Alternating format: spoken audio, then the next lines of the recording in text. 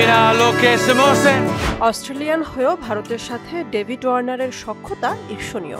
খেলার খাতিরে অনেকটা সময় পারও করেছেন ভারতে।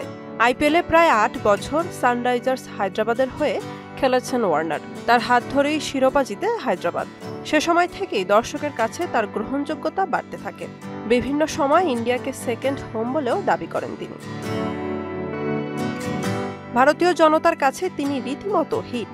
কখনো তিনি পুষ্পার মতো ঝুঁকে গানেহি স্টাইলে রিলস বানিয়েছেন, কখনো বা মেয়েদের সঙ্গে শ্রীবল্লী গানে খুঁড়িয়ে হেঁটেছেন।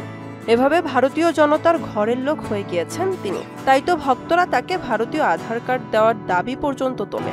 আধার কার্ড না পেলেও ভারতীয় সিনেমায় সুযোগ পেয়ে গেলেন ওয়ার্নার।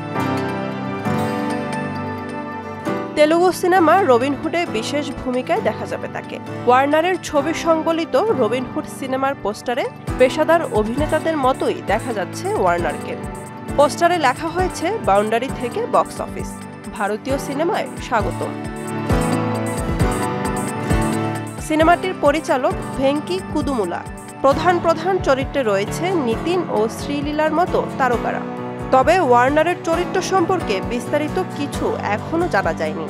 শোনা যাচ্ছে ছবিতে অভিনয়ের জন্য দৈনিক 1 কোটি রুপি পারিশ্রমিক নিয়েছেন ওয়ার্নার।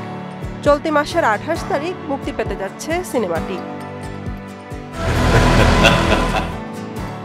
উশরাত জাহান, মোহনা ডিজিটাল।